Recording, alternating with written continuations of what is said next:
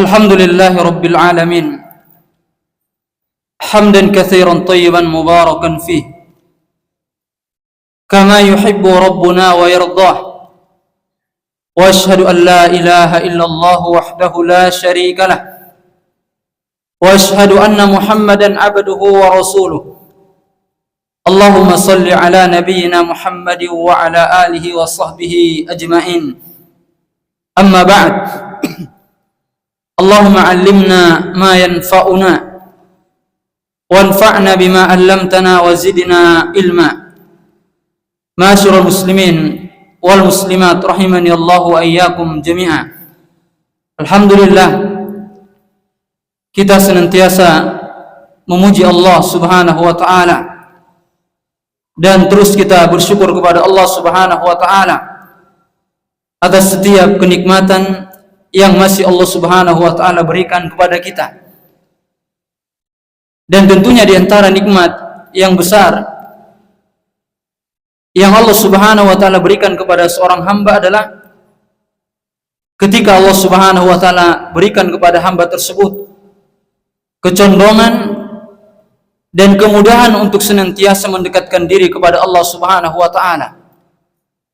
Semakin lama dia hidup, maka semakin dekat pula dia kepada Allah Subhanahu wa taala. Dan inilah di antara tanda-tanda manusia terbaik. Sebagaimana Nabi yang mulia sallallahu alaihi wasallam pernah ditanya, siapa manusia yang paling baik? Maka Nabi yang mulia sallallahu alaihi wasallam katakan, man tala umuruhu wa hasuna amaluhu. Barang siapa yang Allah Subhanahu wa taala berikan kepada dia umur yang panjang dan baik pula amalannya, maka kita berharap kepada Allah, berdoa kepada Allah, semoga kondisi kita dalam hidup ini semakin lama semakin baik. Semakin lama kita hidup di dunia ini, semakin banyak pula ketaatan-ketaatan yang kita lakukan. Kemudian salawat dan salam semoga senantiasa tercurahkan kepada Nabi yang mulia Nabi Muhammad sallallahu alaihi wasallam, kepada keluarga beliau, sahabat-sahabat beliau tanpa terkecuali. Pada waktu yang berkah ini insyaallah kita akan bersama-sama mendengarkan sebuah hadis yang datang dari Nabi yang mulia sallallahu alaihi wasallam. Dan dalam hadis ini nanti akan dijelaskan tentang 4 amalan. Dan insyaallah taala 4 amalan ini lebih mudah kita untuk melakukannya, terkhususnya kita berada di bulan Ramadan. Dan 4 amalan yang akan kita sampaikan adalah 4 amalan yang sangat besar, karena ganjarannya adalah disediakan bagi pelakunya kamar-kamar di surga, yang mana di antara sifat kamar tersebut bagian luarnya bisa terlihat dari bagian dalam, dan bagian dalamnya bisa terlihat dari bagian luarnya. Maknanya, ketika seseorang mampu menjaga 4 amalan ini, disediakan bagi dia kamar-kamar di surga, berarti dia masuk ke dalam surga. Karena tidak mungkin seseorang disediakan bagi dia kamar-kamar di surga kecuali dia masuk ke dalamnya. Maka 4 amalan ini barang siapa yang bisa menjaganya, Rasulullah sampaikan dia akan mendapatkan kamar-kamar di surga. Adapun kamar kita yang ada di dunia ini, kita hias dengan secantik mungkin, kita buat dengan seluas mungkin, akan tinggal juga dia. Cepat atau lama kita akan meninggalkannya. Dan inilah yang kekal bagi kita.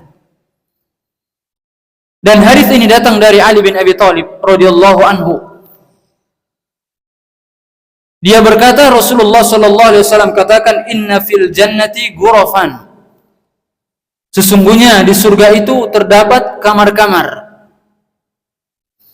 Tura zuhuruha min butunihi wa butunuha min zuhurihi. Yang mana sifat surga tersebut bagian luarnya bisa kelihatan dari bagian dalamnya, dan bagian dalamnya bisa terlihat dari bagian luarnya. Berarti surganya ini transparan, seolah-olah dia terbuat dari kaca, berlian, permata, atau yang semisalnya. Intinya yang mengetahui hakikatnya hanya Allah. Karena kenikmatan di surga belum pernah dilihat oleh manusia.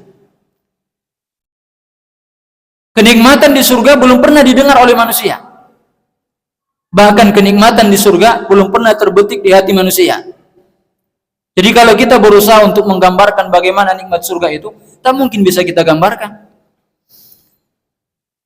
Karena Rasulullah bersabda, Allah berfirman dalam hadis qudsi, "A'dadtu li ibadiyas salihin ma la 'ainun ra'at wa la udhunun sami'at wa la khatara ala qalbi bashar." Aku telah menyediakan untuk hamba-hambaku kenikmatan di surga yang belum pernah dilihat oleh mata manusia, yang belum pernah didengar oleh manusia, bahkan belum pernah terbetik di hati manusia. Itulah nikmat surga. Jadi kalau kita merasa hidup ini nikmat, belum ada apa-apa yang dibandingkan dengan nikmat surga. Kita merasakan kenikmatan melihat sesuatu yang menyenangkan kita. Kita berangan-angan terbetik dalam hati kita pengen sesuatu. Nikmat surga itu belum pernah dilihat manusia, belum pernah didengar manusia, belum pernah terbetik dalam hati manusia. Maka dalam hadis ini diterangkan tentang sifat surga, bahwasanya surga itu ada kamar-kamar dan bagian dalamnya kelihatan dari luar, bagian luarnya terlihat dari bagian dalamnya. Maka ketika Nabi menyampaikan hadis ini, faqama ilaihi a'rabiyun faqal, maka berdirilah seorang laki-laki Arab Badui, lalu dia bertanya kepada Nabi. Ya penasaran pastinya kan? Sesungguhnya di surga ada kamar-kamar yang bagian luarnya kelihatan dari bagian dalamnya, bagian dalamnya kelihatan dari bagian luarnya. Sahabat ini penasaran, dia berdiri bertanya, untuk siapa kamar-kamar itu wahai Rasulullah? Nah ini yang jadi pelajaran kita nih. Apa amalannya agar mendapatkan kamar itu? Maka Nabi yang mulia sallallahu alaihi wasallam katakan, liman atabal kalam wa at'amat ta'am wa adama as-siyam wa shalla lillahi bin nas wa shalla lillahi bil lail wan nasu niyam. Jadi kamar-kamar di surga tersebut diperuntukkan untuk 4 orang ini tadi. Yang pertama bagi orang yang baik ucapannya. Yang kedua bagi orang yang rajin memberi makan orang yang kelaparan dari kalangan fakir dan miskin. Kemudian yang ketiga bagi orang yang terus-menerus berpuasa, banyak puasanya. Kemudian yang keempat bagi orang yang sholat malam sedangkan manusia sedang asik-asik tidur. Hadis ini diriwayatkan oleh Imam At-Tirmidzi. Allahu Akbar. Dan 4 amalan ini akan lebih mudah kita melakukannya terkhususnya di bulan Ramadan. Yang pertama adalah bagi orang yang baik ucapannya. Maknanya kalau dia ucapannya baik, akhlaknya baik berarti. Karena di antara indikasi seorang itu akhlaknya baik, lihat aja lisannya. Kalau lisannya nggak pernah menggibah orang, nggak pernah menyakiti orang, itu di antara tanda orang itu akhlaknya baik. Maka kamar-kamar di surga tersebut diperuntukkan untuk orang yang pertama wa atobal kalam, bagi orang yang ucapannya baik, enggak keluar dari lisannya itu kecuali kebaikan. Dia benar-benar menjaga ucapannya, akhlaknya baik. Dan tentunya orang yang berpuasa lebih ditekankan lagi dia menjaga ucapannya. Jadi puasa itu bukan hanya sebatas enggak makan, enggak minum, tapi mulut juga dijaga, Pak. Jangan menyakiti orang, jangan menggibah orang lain. Bukan cuma menahan lapar dan minum saja. Bahkan boleh saja seseorang dia puasa, enggak makan, enggak minum, tapi menggibah orang jalan terus. Ucapannya pedas, menyakiti orang lain, menipu, berdusta. Dikhawatirkan pahala puasanya berkurang, bahkan dikhawatirkan pahala puasanya tidak ada lagi. Bukankah Nabi yang mulia SAW katakan, man lam yada' qawla zur wal amala bihi falaysa lillahi hajatun fi an yada'a ta'amahu wa syarabah. Barang siapa yang tidak meninggalkan ucapan zur. Para ulama katakan ucapan zur ini adalah ucapan dusta atau setiap ucapan yang batil. Kalau dikatakan setiap ucapan yang batil berarti menggibah masuk ke dalamnya kan? Nipu masuk ke dalamnya. Ngejek orang masuk ke dalamnya. Apa hukumannya? Allah tidak butuh baik hamba ini menahan diri dari makan dan minum. Maknanya nggak ada pahala puasanya. Ada sebagian orang puasa juga, gibah jalan terus juga. Ceritakan aib orang terus, padahal dia puasa. Maka orang yang seperti ini khawatirkan pahala puasanya tak ada lagi. Allah jelas, Nabi jelas dalam hadis ini dikatakan Allah tak butuh baik dia menahan diri dari makan dan minum. Maka hendaklah orang yang berpuasa menjaga ucapannya. Dan lisan itu adalah penerjemah hati kita.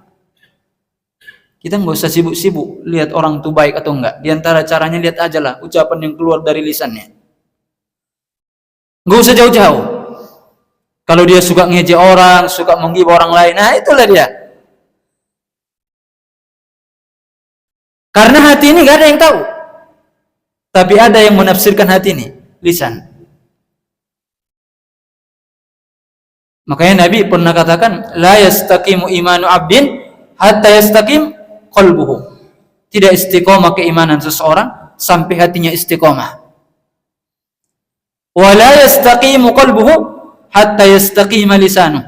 Dan tidak dikatakan hatinya istiqomah sampai lisannya istiqomah. Bisa dipahami para jamaah ya? Jadi tandanya hati seorang itu istiqomah, lihat aja lisannya. Kalau lisannya dijaga berarti hatinya istiqomah. Lalu Nabi katakan, la yadkhulu rajulun al-jannah la ya'man jaruhu bawa'iqah. Seseorang itu tidak masuk surga kalau tetangganya tak aman dari gangguannya. Ini kita takut ya kan? Ada sebagian orang masalah sama tetangga, sering menyakiti tetangga. Kata Nabi terancam masuk neraka jahanam ketika tetangganya tak selamat dari gangguannya. Baik-baiklah kita sama tetangga itu. Bahkan Rasulullah SAW mengatakan, malaikat Jibril itu senantiasa berwasiat kepada aku untuk berbuat baik kepada tetangga, sehingga aku kira tetangga itu akan dapat harta warisan.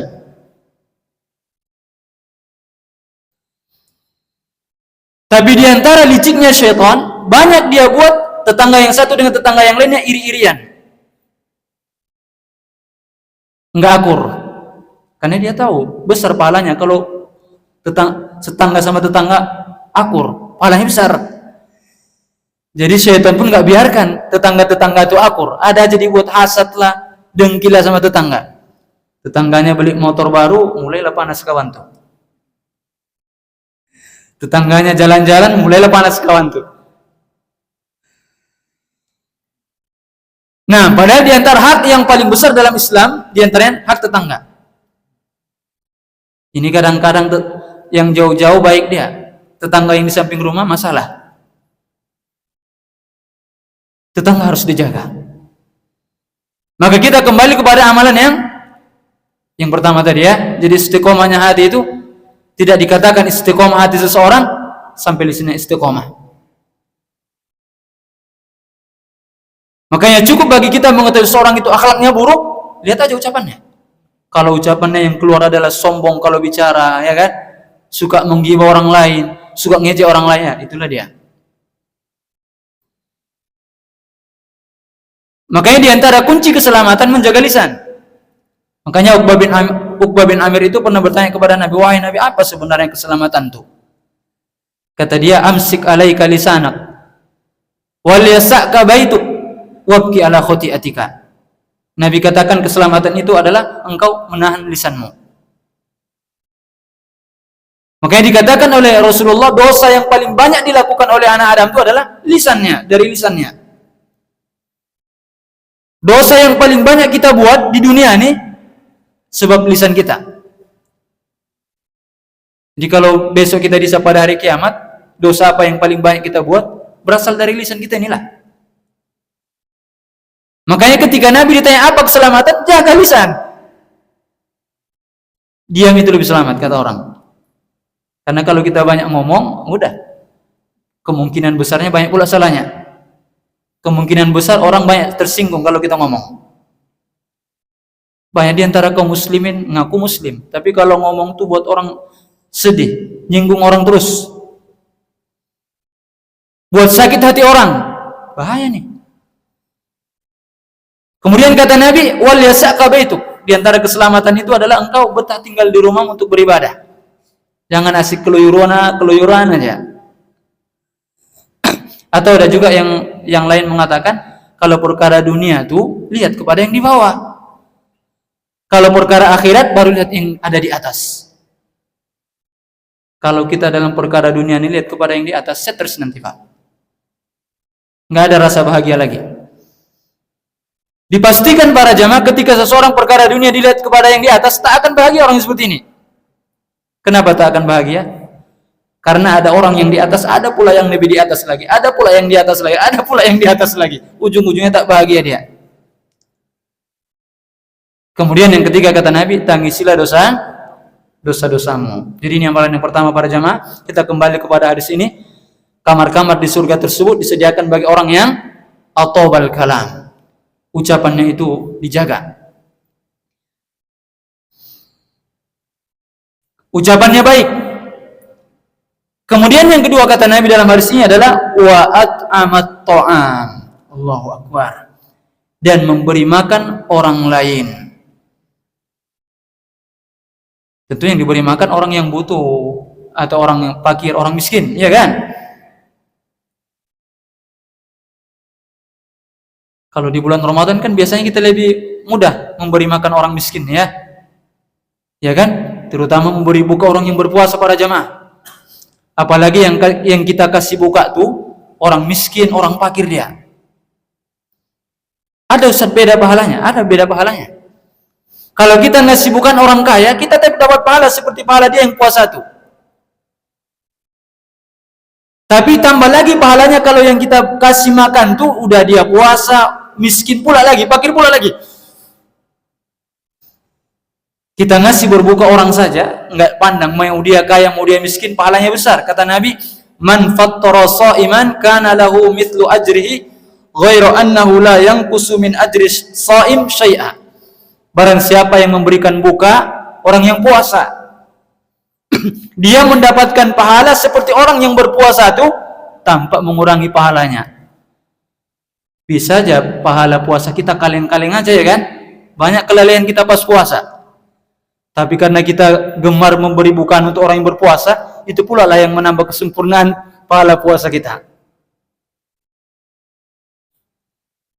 Dan para ulama katakan yang dimaksud dengan memberi bukaan bagi orang yang berpuasa, ada khilaf di kalangan para ulama. Kalau Syekh Islam Ibnu Taimiyah rahimahullah, beliau katakan yang dimaksud dengan memberi buka orang yang berpuasa, buat dia kenyang. Tapi ada pendapat yang lain, ini pendapat Al-Munawi ketika dia mensyarah hadis ini, hanya sebatas dia memberikan seteguk air putih atau sebutir korma untuk yang berpuasa, dia sudah mendapatkan keutamaan hadis ini. Allahu Akbar. Allahu Akbar. Kata Nabi tadi, barang siapa yang memberikan buka, biasanya orang buka puasa itu hanya kurma, sebutir, seteguk air kan. Kalau seandainya yang dia beri untuk orang yang berpuasa hanya sebutir kurma atau seteguk air putih, dia sudah mendapatkan pahala seperti orang yang berpuasa tadi tanpa mengurangi pahala orang yang berpuasa itu. Besar enggak pahalanya para jamaah? Itu pun pelit-pelit juga kawan tuh berinfak di bulan Ramadan nih. Kadang-kadang sibuk masjid buka open donasi untuk iftar, kurang terus dananya. Banyak orang-orang kaya sebenarnya. Padahal pahalanya itu luar biasa. Dia mendapatkan pahala seperti orang yang berpuasa tanpa mengurangi sedikit pun dari pahala orang yang berpuasa itu. Padahal yang dia suguhkan mungkin hanya sebatas air putih, beberapa butir kurma. Luar biasa sekali. Jadi para jamaah yang banyak-banyak uangnya, ya banyak-banyaklah beri buka orang yang berpuasa di bulan Ramadan. Jangan dibiarkan uang itu numpuk-numpuk terus di ATM tuh, ya kan? Enggak ada hasil dan manfaatnya. Karena pahalanya sangat luar biasa sekali. Terutama tadi yang diberi makan adalah orang miskin. Dia puasa, miskin pula lagi. Kita tadi beri buka orang yang kaya saja, dapat pahala kita seperti pahala puasa dia, tanpa mengurangi pahala puasa orang tersebut. Jadi diantara amalan agar seseorang mendapatkan kamar-kamar di surga tadi, yang bagian luarnya kelihatan dari dalam, bagian dalamnya kelihatan dari luar, adalah rajin memberi makan. Bahkan di antara ciri penghuni surga Allah katakan dalam Al-Quran, wa yut'imuna at-ta'ama ala hubbihi miskina wa yatima wa asira. Di antara ciri-ciri penghuni surga itu, mereka memberi makan orang miskin, anak-anak yatim, para tawanan dengan makanan yang mereka sukai. Ini sifat penghuni surga. Kalau ngasih orang makan yang paling baik, bukan yang sisa. Nah, ini udah kenyang dulu di rumah ya kan, daripada mubazir. Dek, antar aja lah sama orang miskin pulan. Ya, ini gimana? Di antara ciri penghuni surga, mereka memberi makan dengan makanan yang mereka sukai. Bukan sisa-sisa, udah kenyang duluan ya kan, daripada dibuang, kasih sama orang miskin. Allahu Akbar. Tetap dapat pahala juga. Kalau niatnya karena Allah kan. Jadi kalau berinfak itu yang terbaik. Ngasih makan orang tuh yang paling paten ya kan. Kebuli Arab Saudi misalnya. Kalau ada uangnya. Kemudian dilanjutkan dalam ayat ini, innama nut'imukum liwajhillah la nuridu minkum jazaa'a wala syukura. Kami memberi makan kalian, kami tidak mengharapkan balasan dari kalian dan tidak pula mengharapkan ucapan terima kasih. Ini sifat penghuni surga. Ngasih makan orang, tidak ingin dibalas, bahkan dia tidak berharap orang yang dikasih makan itu tadi mengucapkan terima kasih. Karena kalau ada orang memberi ingin dibalas, ingin diapresiasi, itu tandanya tidak ikhlas. Kalau ada orang memberi kepada yang lainnya masih berharap diucapkan terima kasih atau dibalas, belum ikhlas namanya, Pak. Belum ikhlas namanya. Orang yang ikhlas itu tak butuh ucapan, tidak butuh balasan, bahkan ucapan terima kasih pun tak butuh dia. Ada sebagian orang memang enggak bersyukur lah kawan nih, kata dia kan. Udah dikasih makanan, ucapan syukron pun tak ada katanya. Orang ikhlas enggak butuh dengan itu semua. Dia udah selesai, niat dia mengasih makan orang selesai. Mau dia bilang terima kasih, jazakallahu khairan, enggak peduli lagi sama dia. Tapi seharusnya dia pun tahu bersyukurlah sikit-sikit ya kan. Apalah salahnya ucapkan terima kasih Pak, semoga Allah membalas kebaikan antum. Ya kan? Karena kata Nabi, barang siapa yang memberikan kebaikan kepada kalian, maka balas kebaikan itu. Kalau seandainya kalian tidak mampu membalas kebaikan yang semisal, kata Nabi, doakan untuk dia kebaikan sampai kalian mengira kalian sudah membalas kebaikannya. Minimalnya doakan dia. Minimalnya doakan dia. Jadi di antara amalan penghuni surga, rajin ngasih makan orang. Ana sering sampaikan kepada kita para jamaah, di Batam ini banyak orang yang kelaparan. Kalau kita cari-cari banyak yang kelaparan. Enggak usah cerita lah, kita aja lah, tetangga-tetangga kita, saya pribadi aja lah, tetangga-tetangga aja yang di perumahan Gria Purme sana, yang saya ketahui banyak yang kekurangan. Mungkin bapak-bapak juga banyak rekan-rekan yang lain yang kekurangan kan? Ada uang di ATM, bantulah, kasih makan dia. Pahalanya besar. Uang yang kita simpan di ATM nggak ada manfaatnya kalau nggak digunakan untuk kebaikan. Simpan-simpan, ujung-ujungnya kita duluan meninggalkannya. Iya kan? Banyak orang-orang kaya simpan, ujung-ujungnya dia tinggalkan juga, nggak ada manfaatnya.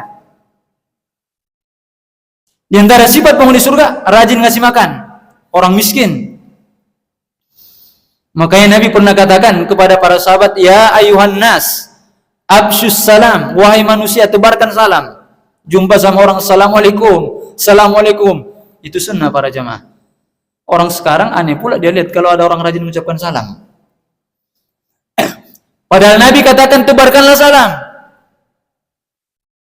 Kemudian Nabi katakan wasilu al-arham, sambung tali silaturahim.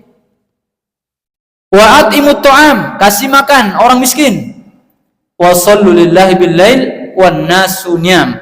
Salatlah di malam hari sedangkan manusia dalam keadaan tidur.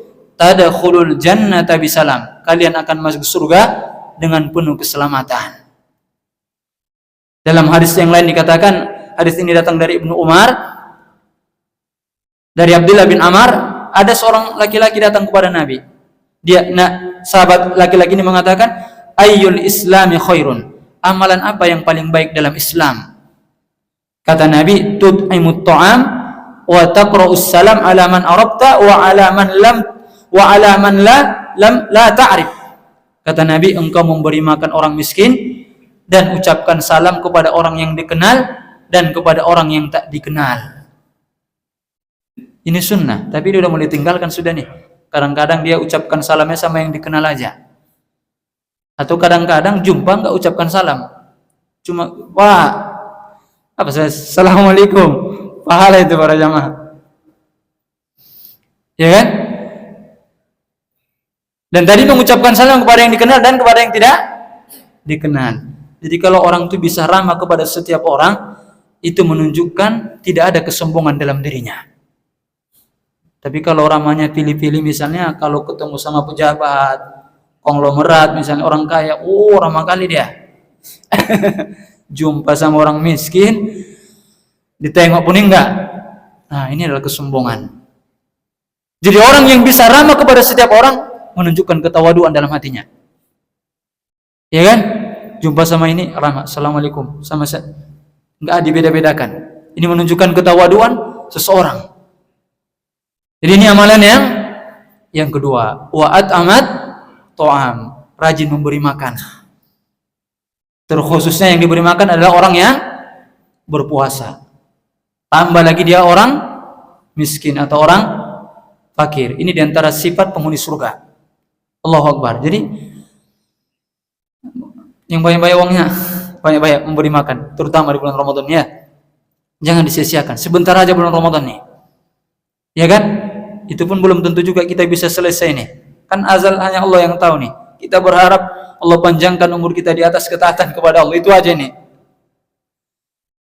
Jadi ini amalan yang kedua, memberi makan orang miskin, orang yang butuh, orang yang miskin, orang yang kelaparan. Kemudian yang ketiga para jamaah, kata Nabi, wa adamas siyam, orang yang terus merutinkan puasa. Kata para ulama, merutinkan puasa di sini masuk ke dalamnya puasa di bulan Ramadan dan masuk juga ke dalamnya orang yang rajin puasa sunnah. Ya, tentu kita dari puasa pertama sampai sekarang merutinkan puasa kita kan. Masuk keutamanya ke dalam hadis ini. Allahu Akbar. Wa adamas siyam. Sekarang puasa yang keberapa para jemaah? Udah 17 kan? Enggak terasa. Kayaknya baru 1 pekan aja. Padahal udah mau 3 pekan kita mulai puasa. Dari puasa pertama sampai sekarang kita terus puasa. Masuk dalam keutamaan hadis ini. Allahu Akbar. Makanya puasa ini banyak kali keutamaannya. Makanya rugilah orang yang di bulan Ramadan udah sekali 1 tahun Ramadan nggak bisa puasa dia. Rugi. Tapi realita membuktikan banyak juga di antara kaum muslimin di bulan Ramadan tak puasa. Tak puasa. Sekarang santai aja dia merokok ya kan? Merokok, makan, nggak ada rasa malu lagi. Di bulan Ramadan padahal ditanya apa agamanya Pak? Muslim katanya. Allahu Akbar. Merokok di tengah-tengah orang banyak nggak malu lagi. Makan sebagian rumah makan masih agak paten sedikit lah ya kan? Ada tabir-tabirnya. Tapi itu nggak menutup pandangan Allah Subhanahu Wa Taala. Mau dia buat tabirnya 7 lapis baja, tetap sama aja. Dia takut kepada pandangan manusia, namun dia tidak takut kepada Allah Subhanahu Wa Taala. Allahu Akbar. Bahkan ada sebuah riwayat yang lemah memang, kalau seorang itu tidak berpuasa di bulan Ramadan 1 hari tanpa ada udzur, maka tidak bisa dia gantikan dengan dia puasa 1 tahun full. Kalau dia puasa nggak ada udzur, nggak bisa dia gantikan. Kalau misalnya dia puasa 1 tahun full untuk mengganti yang 1 hari itu yang dia tinggalkan tanpa puasa nggak ada udzur. Pahala puasa ini sangat luar biasa sekali. Nabi katakan dalam hadis yang diriwayatkan oleh Imam Bukhari dan Imam Muslim, "Man shoma yauman fi sabilillah, ba'adallahu wajhahu 'anil nar 70 kharifa." Barang siapa yang berpuasa 1 hari, enggak dibilang 100 hari, enggak dibilang 1 bulan, Enggak dibilang bertahun-tahun. Barang siapa yang puasa 1 hari fi sabilillah, ba'adallahu wajhahu anin nar sab'ina kharifa. Allah akan menjauhkan wajahnya dari neraka jahanam sejauh perjalanan 70 tahun. 1 hari para jemaah. Tapi khilaf para ulama, apa yang dimaksud dengan berpuasa 1 hari di sini? Ada yang mengatakan arti fisabilillah artinya dia lagi berperang tambah dia lagi puasa. Kapan kita bisa buat ini ya kan? Lagi perang sambil puasa. Tapi ada pendapat yang lain, ini pendapat Imam Al-Qurtubi. Dia katakan maknanya barang siapa yang berpuasa 1 hari mengharapkan wajah Allah, ikhlas puasanya. Semoga ini pendapat yang roji ya. Kalau yang pertama tadi, kapan kita sambil jihad, sambil puasa ya kan? Batam masih aman ini, nggak ada jihad. Kalaupun seandainya ada jihad, belum tentu mental kita kuat berangkat. Megang pedang aja nggak pandai ya kan? Mau tebas lawan, kaki yang kena. Maka ada pendapat sebagian ulama yang dimaksud dengan fisabilillah, barang siapa yang puasa 1 hari karena mengharapkan wajah Allah, dijauhkan wajahnya dari neraka jahanam sejauh perjalanan 70 tahun. Kalau puasanya karena Allah. Gimana kalau seandainya kita puasa udah 17 hari nih, itu semua karena Allah. Allahu Akbar. Sempat tak semangat juga kita puasa, gimana lagi tuh ya kan? Udah seperti itu ganjaran yang begitu besarnya, tak semangat juga lagi. Nggak usah lagi lah.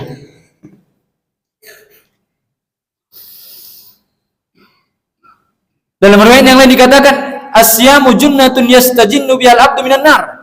Puasa itu adalah perisai yang dengannya seorang hamba melindungi dirinya dari neraka jahanam. Besar pahala puasa nih.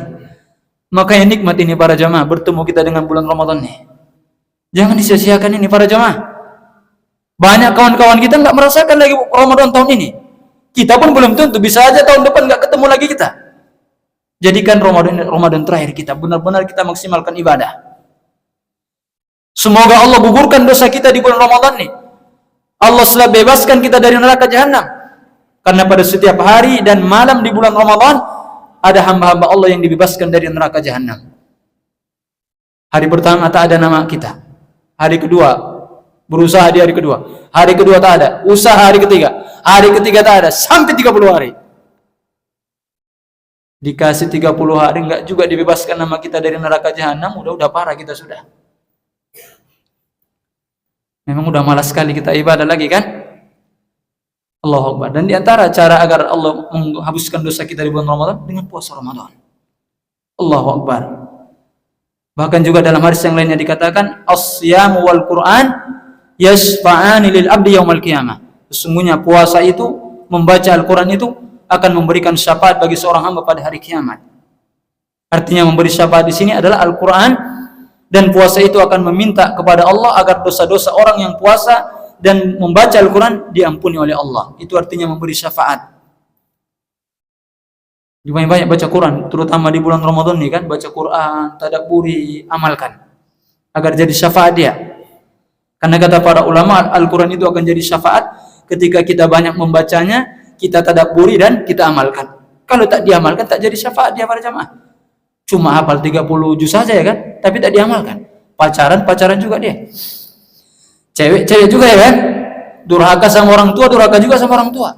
Padahal Al-Quran melarang durhaka sama orang tua, dilarang menipu. Nipu juga kawan tuh. Ini Al-Quran enggak berikan syafaat kepada dia meskipun dihafal 30 juz. Bisa aja para jamaah enggak hafal kita 30 juz kan, tapi kita rajin baca Quran, kita tadabburi, kita amalkan, bisa saja ini yang dapat syafaat. Ini tadi hafal 30 juz, tambah Taurat pula hafal dia. Canda aja ya. Tapi nggak diamalkan, nggak jadi syafaat. Jadi jangan rugi, jangan sedih para jamaah. Ustaz, nggak hafal Quran, hafalannya 30 aja Ustaz. Nggak usah bersedih. Karena dikatakan ahli Quran itu, kata para ulama, adalah yang mengamalkan Al-Quran. Itulah ahli Quran. Karena ada sebagian orang keliru ya kan, kalau dia sudah hafal 30 juz, oh ini pasti ahli Al-Quran. Belum tentu, dia amalkan atau enggak. Bisa aja dia tak hafal Quran, hafalan 3 aja tadi. Itu pun kadang-kadang baca surah Al-Falaq terbalik-terbalik dia. Tapi dia rajin baca Quran, tadabburi Al-Quran, pas yang dia baca dia amalkan. Inilah orang yang akan memberikan syafaat Al-Quran yang dia baca. Kalau cuma sebatas hafal aja, tapi enggak memahaminya dan tidak mengamalkannya, tidak akan memberikan syafaat bagi orang yang menghafalnya. Jadi anak-anak kita ini harus ditekankan kepada mereka menghafal Al-Quran itu apa tujuannya, bukan hanya sebatas untuk paten-paten si fulan habis 30 juz. Si fulan udah hafal 30 juz, bukan sebatas itu aja para jamaah. Al-Quran itu diturunkan 3 tujuannya kan. Yang pertama dibaca dapat pahala. Yang kedua untuk ditadabburi, dikaji, ditadabburi. Kemudian yang ketiga untuk diamalkan.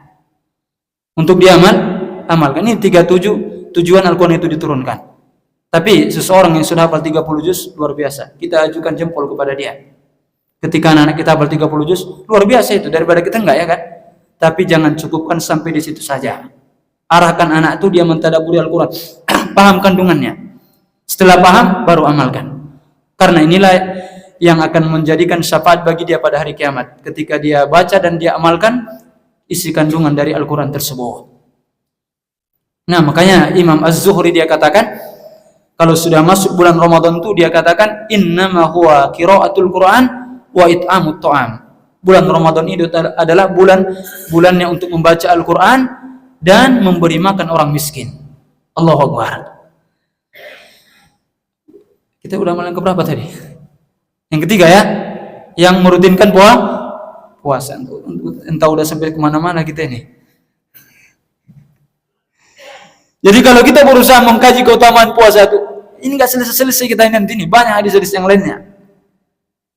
Cukuplah beberapa hadis yang kita bacakan tentang keutamaan puasa itu menjadikan kita termotivasi untuk berpuasa. Tapi yang ingatkan para jamaah ketika berpuasa jaga adab-adabnya agar pahala yang diperoleh itu lebih sempurna. Seperti tadi diantaranya jaga lisan kalau puasa, jaga pandangan, jaga telinga, jaga tangan, jaga kaki, jaga hati agar tidak bermaksiat.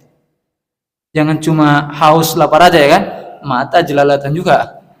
Lihat sama cewek-cewek ya kan, yang bukan mahram, lisan nggak dijaga, tangan melakukan maksiat, kaki melakukan maksiat. Bukan cuma ini aja. Jadi seluruh anggota tubuh juga harus ditahan dari melakukan kemaksiatan. Itulah puasa yang sempurna. Jadi bukan cuma sebatas menjaga makan dan minum, tapi seluruh anggota tubuh juga dijaga untuk tidak melakukan kemaksiatan. Udah jam berapa ini para jamaah? Masih ada lagi ya? 5 menit lagi? Pas lah, 1 amalan lagi. Yang keempat ini. Tapi nggak ada yang ngantuk ya. Kita pantau dulu suasana terkini. Suasana terkini ya kan di Masjid Al-Muhajirin. Tapi nggak apa-apa. Kalau dia pun ngantuk, kalau dia mau duduk di majelis ilmu, itu udah mantap itu. Daripada tak mau duduk. Karena ngantuk itu juga nikmat dari Allah. Banyak orang mau tidur, tak mau tidur. Banyak orang kaya payah tidurnya. Kalau kita aja lewat. Baring sebentar lewat. Banyak orang-orang kaya itu, apalagi bos-bos, ini udah payah tidur dia, mikirkan THR karyawannya lagi kan. Yang karyawannya 35 juta per bulan, ya THR-nya kali 2 ya kan. Kayaknya jangan kita anggap bos-bos tuh enak hidupnya, belum tentu juga. Kita nggak ada yang kita urusi, sampai ke rumah langsung tidur aja kan.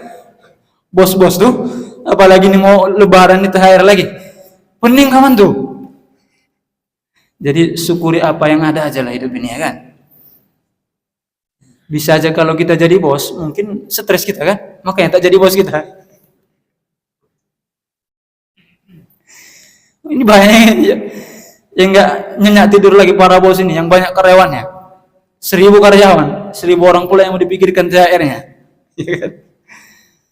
Alhamdulillah ala kulli hal. Kita memuji Allah pada setiap keadaan kita. Kemudian amalan yang keempat kata Nabi adalah, baru kita tutup, ini yang terakhir. Wa shalla lillahi bil lail wan nasu niyam. orang yang akan mendapatkan kamar-kamar di surga itu tadi adalah seseorang yang sholat di malam hari sedangkan manusia dalam keadaan tidur. Dan sholat malam ini pun lebih mudah kita lakukan di bulan Ramadan, kan? Orang yang mungkin 1 tahun tak pernah sholat malam, di bulan Ramadan bisa dia sholat malam. Minimalnya sholat tarawih. Karena sholat tarawih itu sudah dikatakan sholat malam juga. Sudah dikatakan sholat malam. Karena sholat yang dilakukan setelah Isya itu dikatakan sholat malam. Jadi orang yang sholat tarawih, dia sudah masuk dalam keutamaan ini tadi. Tapi dengan syarat tadi apa? Dia sholat karena Allah dalam hadis ini, kan? Wa shalla lillahi. Dia sholat karena Allah sedangkan di malam hari, sedangkan manusia dalam keadaan tidur. Jadi di antara amalan yang utama di bulan Ramadan ini adalah sholat malam. Di antaranya juga tadi memberi makan orang miskin, orang memberi bukaan bagi orang yang berpuasa, kemudian baca Al-Quran, kemudian di antaranya juga adalah sholat malam. Makanya ada dalil khusus, kan? Man qama ramadhana imanan wa ihtisaban ghufira lahu ma taqaddama min dhanbi. Barang siapa yang melakukan qiyam Ramadan, Imam An-Nawawi mengatakan ini maksud dengan qama Ramadan artinya adalah dia melakukan sholat tarawih. Jadi kalau kita terjemahkan, barang siapa yang sholat tarawih karena keimanan, berarti ikhlas, kan? Dan mengharapkan pahala dari Allah, bukan cuma dilihat orang aja, gaya-gaya aja. Niatnya karena Allah, maka diampuni dosa-dosanya telah berlalu. Setiap malam sholat tarawih, berapa dosa kita yang sudah diampuni sudah? Kalau sholat tarawihnya tadi karena Allah. Itu pun banyak juga di antara kaum muslimin yang malah sholat tarawih berjamaah bersama imam. Itu yang kita sedihkan.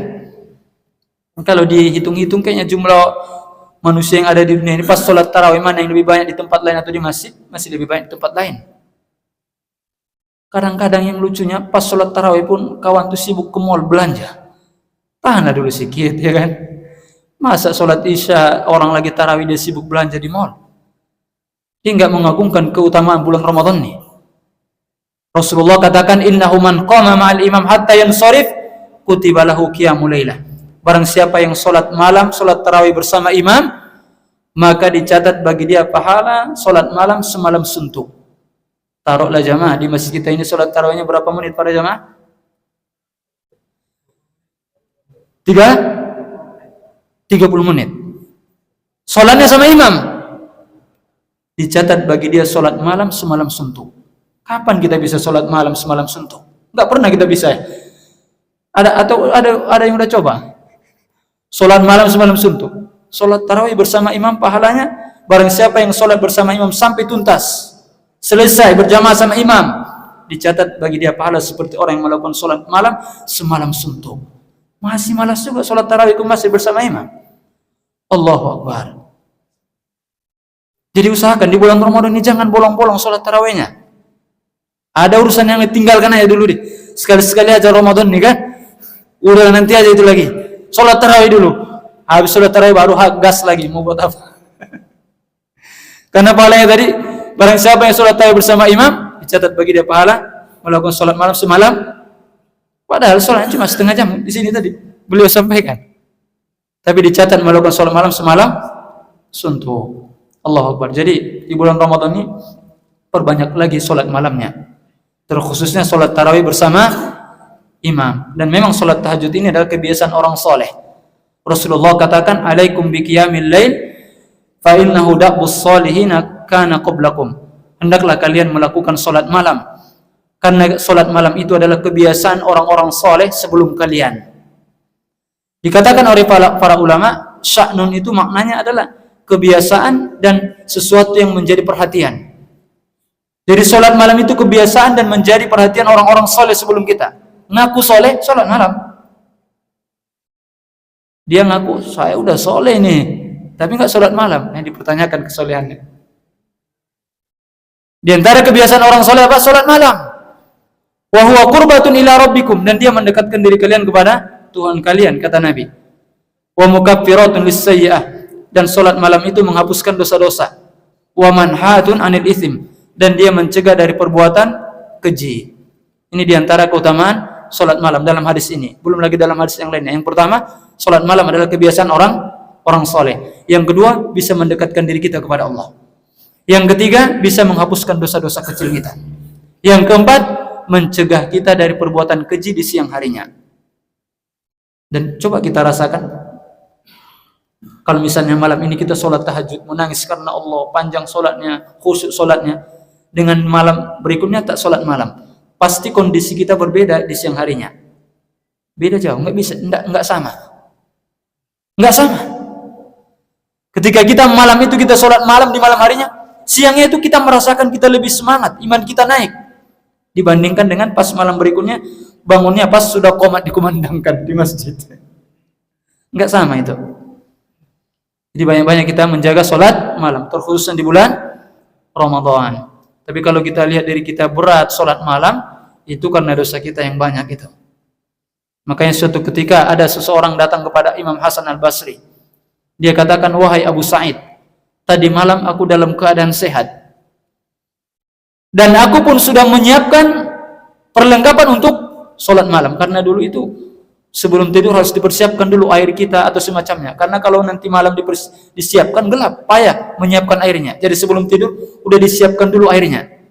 Kalau sekarang nggak ada perlu disiapkan lagi. Hidupkan keran, meluncurlah kawan tuh, ya kan? Bisa wudhu. Kalau dulu persiapan, kalau mau sholat tahajud sebelum tidur persiapkan dulu. Tapi ketika masuk waktunya, aku tidak mampu sholat tahajud. Kata Imam Hasan Al-Basri, dosa-dosamu telah mengikatmu. Imam Sufyan Ats-Tsauri dia pernah mengatakan, selama 5 bulan aku terhalang tidak mampu melakukan sholat tahajud. Disebabkan karena salah satu dosa yang untuk aku buat. Dia katakan dosa yang dia buat itu adalah dia melihat ada orang lain berdoa, kemudian orang yang berdoa itu menangis. Lalu terbetik dalam diri ulama ini, orang yang nangis tadi dalam berdoa itu riya. Ini enggak boleh kan? Mau dia nangis, mau dia enggak. Yang tahu hatinya hanya Allah. Ngapain kita pula nilai-nilai? Ini kayaknya gaya-gaya aja nangis dia nih, kata dia kan. Enggak urusan kita. Masalah dia riya, pencitraan, itu serahkan sama Allah. Hanya Allah yang tahu. Jadi Imam Sufyan Ats-Tsauri ini dia lihat orang nangis, berdoa nangis, terbetik dalam hatinya, orang ini kayaknya riya. Gara-gara ini terhalang, berapa bulan tadi enggak sholat tahajud? 5 bulan. Kita banyak dosa kita. Mata tak dijaga, lisan tak dijaga, tangan tak dijaga, kaki tak dijaga, hati tak dijaga. Makanya berat kita sholat tahajud tuh. Baik. Inilah ya, ini panjang nanti kita nih. Inilah 4 amalan. Tadi ganjarannya apa para jemaah? Disediakan baginya kamar-kamar di surga. Tadi kita bilang kalau sudah disediakan bagi dia kamar di surga, pasti dia masuk surga. Enggak mungkinlah disediakan kamar bagi dia di surga tapi tak masuk surga dia kan? Dan sifat kamar itu tadi kelihatan bagian luarnya dari dalam, bagian dalamnya kelihatan dari luar. Untuk siapa kamar-kamar tersebut? Bagi orang yang baik ucapannya, akhlaknya baik. Kemudian yang kedua bagi orang yang rajin memberi makan. Kemudian yang ketiga bagi orang yang rajin puasa. Kemudian yang keempat bagi orang yang rajin sholat malam karena Allah, sedangkan manusia dalam keadaan tidur. Semogalah kita Allah mudahkan untuk mengamalkan apa yang kita pelajari pagi ini. Nah, sehingga kita mendapatkan apa yang dijanjikan oleh Nabi yang mulia sallallahu alaihi wasallam. Wa huwas shadiqul masduq. Nabi itu adalah orang yang jujur dan terpercaya. La yantiqu anil hawa. Nabi itu tidak berbicara sesuai dengan hawa nafsunya. Setiap yang disampaikan oleh Allah, Nabi pasti itu adalah wahyu dari Allah Subhanahu wa taala. Beda dengan kita. Kalau kita banyak bual-bualan ya. Tapi kalau Nabi yang menyampaikan itu adalah wahyu. Di antaranya adalah hadis ini. Baik, kita cukupkan sampai di sini. Yang ada pertanyaan mungkin beberapa pertanyaan. Nah, baik di bulan Ramadan maupun di bulan biasa selain Ramadan, apakah dengan ketika seseorang itu sholat sebelum tidur, tidurnya jam 9 atau ada yang jam 11, melaksanakan sholat 2 rakaat, ataupun dia tidak sempat sholat 2 rakaat, tapi dia mengawali dengan dia takut tidurnya sholat itu walaupun 1 rakaat, apakah itu dianggap sholat malam? Baik. Tadi kita katakan para jamaah, setiap sholat yang dikerjakan setelah Isya itu, maka itu dikatakan sholat malam. Meskipun dirinci atau dibedakan cara pengerjaan sholat malam dengan sholat witir. Kalau sholat witir ini dilakukan dengan bilangan ganjil, paling sedikitnya adalah 1 rakaat. Kalau seandainya seseorang hanya misalnya sempat melakukan sholat 1 rakaat witir, apakah dia sudah mendapatkan keutamaan sholat di malam hari? Kita katakan iya, sudah dapat dia keutamaannya. Ada misalnya orang dia di luar bulan Ramadan ya, kalau di bulan Ramadan kan kalau kita sudah witir sama imam nggak boleh lagi kita witir nanti kedua kalinya. Tapi kalau mau sholat malam lagi tambah nggak apa-apa sholat malam. Kita misalnya sudah selesai sholat tarawih bersama imam, udah ditutup dengan witir kan? Bangun tidur kita ke masjid, tidur ke rumah. Habis itu bangun mau sholat malam tahajud lagi, boleh nggak? Boleh. Tapi jangan ditutup lagi dengan witir. Karena Nabi katakan la witrona fi lailatin, tidak boleh ada 2 witir pada satu malam. Kalau sudah witir tadi bersama imam di masjid, kemudian kita mau sholat tahajud lagi nanti malam hari pas bangun sepertiga malam misalnya, atau jam 1 misalnya mau sholat tahajud lagi, silakan sholat tahajud, tapi jangan ditutup lagi dengan witir. Ini kalau di bulan Ramadan. Atau bagi orang yang dia tidak sholat berjamaah bersama imam, sholat tarawihnya. Adapun di luar bulan Ramadan, ya boleh seseorang itu melakukan sholat witir di awal waktu, kemudian di tengah waktu, dan di akhir waktu. Seseorang misalnya khawatir ini kayaknya hari ini agak padat aktivitas, badan agak lemas, ngantuk kali misalnya, takutnya nanti kalau diakhirkan sholat witirnya nggak bangun ini, maka dia awalkan sholat witirnya sebelum dia tidur. Boleh? Boleh. Apakah sudah masuk dia mendapatkan keutamaan orang sholat malam? Kita katakan sudah masuk. Dan kebiasaan Nabi itu, Nabi menjadikan akhir dari sholat malam Nabi itu dengan sholat witir. Di sunnahnya. Jadi kita sholat 2 rakaat, salam 2 rakaat, salam. Kemudian nanti kita buat witirnya entah 3 rakaat, atau boleh juga 5 rakaat. Khilaf di kalangan para ulama. Intinya witir itu jumlahnya ganjil, dan paling sedikit adalah 1 rakaat. Apakah dia sudah mendapatkan keutamaan sholat malam hari? Kita katakan iya para jamaah. Dia sudah mendapatkan keutamaannya. Makanya sebenarnya sholat malam ini, waktu yang Allah berikan kepada kita itu malam hari panjang sekali kan.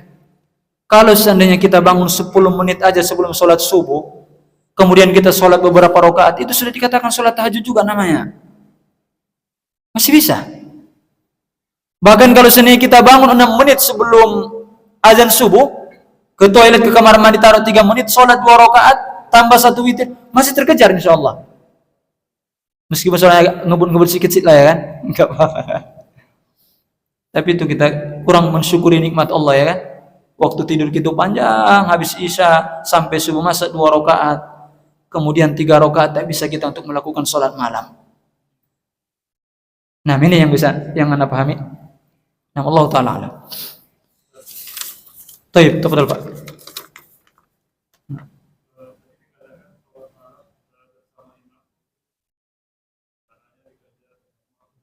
Nah.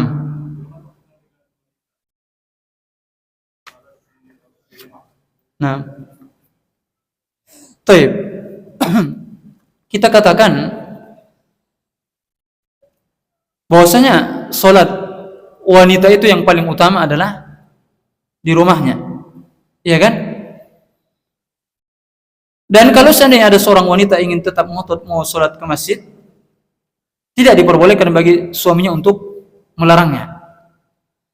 Namun, ketika seseorang sholat ke masjid, dia harus menjaga adab-adabnya. Ini dijelaskan oleh para ulama. Yang pertama, dia tidak boleh berhias. Hati-hati ibu-ibu, ini kadang-kadang mau berangkat ke masjid cantik-cantik dia, di rumah baju jelek-jelek. Mau berangkat ke masjid semua dipakai lipstik ini segala macam semuanya, berhias. Sama suaminya, ya, standar ekonomi dia buat. Yang pertama, jangan berhias. Yang kedua, tidak campur baur antara laki-laki dan perempuan. Yang ketiga, dapat izin oleh suami. Kalau adab-adab ini bisa dilakukan, enggak jadi masalah seorang wanita sholat ke masjid. Meskipun secara hukum asalnya seutama seorang wanita itu adalah di rumahnya. Ini hukum asalnya. Tapi kalau misalnya ada seorang wanita kalau di rumah kurang khusyuk, misalnya hafalan pun sedikit, ya kan? Jadi dia pengen ke masjid biar mungkin hafalan sholat tarawihnya 1 juz misalnya, kan? Pengen sholat panjang dia. Selama adab-adabnya tadi dijaga, maka tidak jadi masalah. Yang pertama tadi tidak berhias, tidak campur baur antara laki-laki dan perempuan, dan dia mendapatkan izin dari suaminya. Namun tetap secara hukum asal, sholat wanita itu lebih baik di rumahnya. Nah, Allah Ta'ala alam. Jadi para wanita enggak usah bersedih. Ketika Nabi sudah katakan sebaik-baik sholat bagi wanita ada di rumahnya, enggak usah bersedih. Apa yang didapatkan oleh laki-laki ketika dia ke masjid, dia juga akan mendapatkan keutamaan ketika dia sholat di rumah. Karunia Allah itu luas. Namun nanti dia kembali kepada dari sisi ininya, ya. Mungkin kalau dia sholatnya di rumah kurang khusyuk, kalau sholat bersama dengan imam mungkin lebih khusyuk karena bacaannya mungkin merdu. Mungkin segi keutamaannya nanti dari segi itunya mungkin. Karena kalau di rumah asal-asalan aja sholatnya, tapi kalau bersama imam lebih khusyuk. Mungkin nanti keutamaannya dari segi itu. Adapun secara hukum asalnya, sholat wanita di rumahnya itu lebih utama. Jadi nggak usah bersedih, ya kan? Ustaz, laki-laki banyak dapat pahalanya. Nggak usah bersedih. Apa yang dapatkan laki-laki dapat juga ibu-ibu. Karena Nabi yang sudah katakan sebaik-baik sholat wanita adalah di rumahnya. Ya udah selesai. Tapi harus dipahami tadi kaidahnya. Bukan berarti kita katakan haram wanita sholat ke masjid, enggak. Selama syarat-syaratnya tadi terpenuhi. Yang pertama, tidak boleh berhias, apalagi pakai wangi-wangian. Pas lewat ibu tuh kita yang di belakang, waduh harum kan gitu, ya. Kata Nabi, ayyuma imra'atin ista'tarat famarrat 'alal qaum liyajidu min rihiha fahiya zaniyah.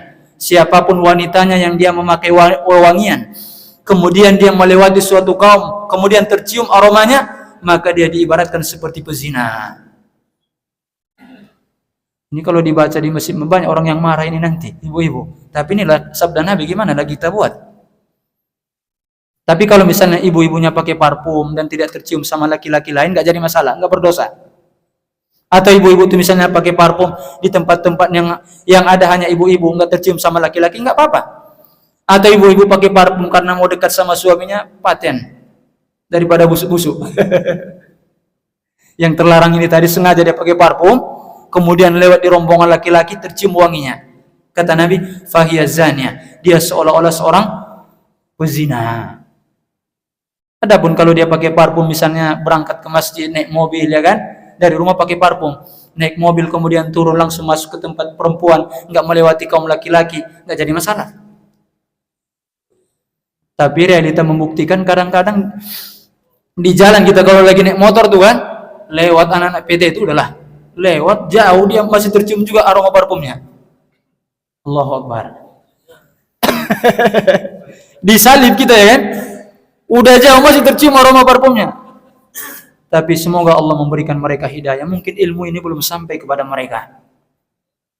Kita tidak perlu mencela mereka, cukup kita doakan mereka. Kalau kita mampu, kita ingatkan mereka. Ana rasa ilmu ini belum sampai kepada mereka. Nah, pada tadi dosanya ngeri kali kan? Nah, jadi ini mungkin jawabannya. Oh iya, ini ada kertas ini. Ana jujur aja, kalau pertanyaan dengan kertas ini kadang-kadang kita agak sulit memahaminya. Tapi kita berusaha memahami, ya. Hidup ini harus banyak-banyak berusaha memahami. Ini pertanyaan terakhir nih. Bismillah, Assalamualaikum warahmatullahi wabarakatuh. Waalaikumsalam warahmatullahi wabarakatuh. Ustadz, sholat tarawih bersama imam itu termasuk buat akhwat juga? Kan perempuan. Udah terjawab itu pertanyaannya.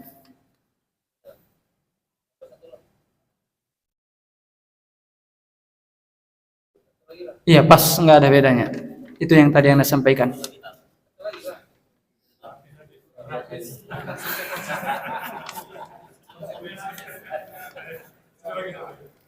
Satu lagi, ya. Kalau anak kosong ini sampai zuhur.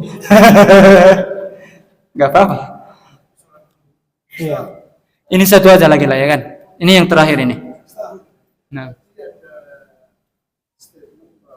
Barang siapa puasa sehari dalam keadaan jihad, dia akan dijauhkan dari api. Sekarang di Batam ini kan banyak pekerja, di Papua Utara banyak pekerja berat, di Kalimantan juga banyak pekerja berat. Apakah ini termasuk dalam hadis tadi seorang welder pekerja berat di dalam tangki dia puasa? Ini pertanyaan yang sangat bagus. Tadi kita katakan man shoma yauman fi sabilillah ba'adallahu wajhahu anin nar sab'ina kharifan. Barang siapa yang berpuasa fi sabilillah satu hari, maka akan dijauhkan wajahnya dari neraka jahanam sejauh perjalanan 70 tahun. Tadi kita sudah menjelaskan perkataan para ulama tentang makna fi sabilillah. Ibnul Jauzi dia katakan, ketika kata fi sabilillah dimutlakkan, maka maksudnya adalah jihad fi sabilillah. Maka jihad fi sabilillah. Jadi tidak bisa dikiaskan dengan orang yang bekerja di batu ampar atau galangan atau semisalnya. Kalau kita mengambil pendapat ini. Kemudian tadi ada pendapat yang lainnya yang dimaksud dengan fi sabilillah artinya adalah fi ta'atillah. Barang siapa yang berpuasa satu hari fi sabilillah artinya adalah barang siapa yang berpuasa karena ketaatan kepada Allah, mengharapkan wajah Allah, maka akan dijauhkan wajahnya dari neraka jahanam. Semoga ini pendapat yang kuat. Meskipun memang ada dalil yang lain mengatakan barang siapa yang berangkat bekerja kemudian dia menafkahi dirinya agar tidak meminta-minta kepada orang menafkahi anaknya, keluarganya, maka dia di jalan Allah. Tapi tidak sama dengan fisabilillah yang sesungguhnya dengan berjihad. Ya kan? Ada juga dikatakan orang kalau meninggal demikian dikatakan mati syahid. Misalnya orang yang meninggal karena reruntuhan bangunan, ada hadisnya itu syahid. Tapi tidak sama dengan syahidnya orang yang meninggal ketika berjihad berperang. Demikian juga dengan ini tadi, fisabilillah ini. Jadi tidak bisa disamakan. Jadi dia masuknya kepada pemahaman yang kedua tadi. Kalau dia berpuasa satu hari karena ketaatan kepada Allah, mengharapkan pahala dari Allah, dijauhkan wajahnya dari neraka jahanam sejauh perjalanan 70 tahun. Allahu Akbar. Jadi semua kita sebenarnya bisa mendapatkan keutamaan ini tadi. Asalkan niatnya apa?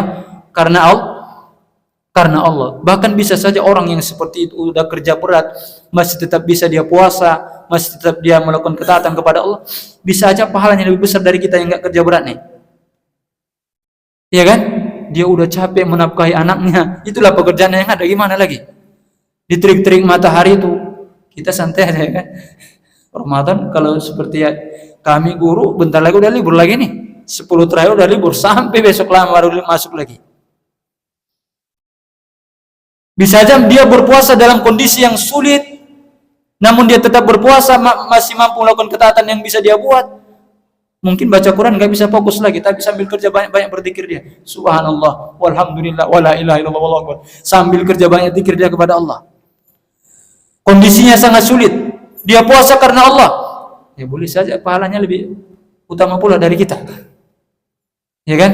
Jadi sebenarnya Islam ini agama yang sangat luar biasa sekali.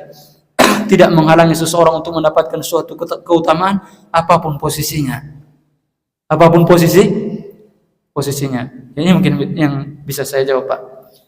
Tapi udahlah ya. Nanti kalau dibuka satu lagi, terbuka pula satu lagi, terbuka pula satu lagi. Ujungnya nggak siap-siap kita nih. Baik, semoga bermanfaat apa yang kita baca ini. Dan kita berharap berkumpulnya kita di sini menjadi pemberat amalan kita kelak di hadapan Allah Subhanahu wa taala. Jadi hujjah di hadapan Allah Subhanahu wa taala. Kita tutup dengan mengucapkan doa kafaratul majlis. Subhanakallahumma bihamdika asyhadu an la ilaha illa anta astaghfiruka wa atubu ilaik. Assalamualaikum warahmatullahi wabarakatuh.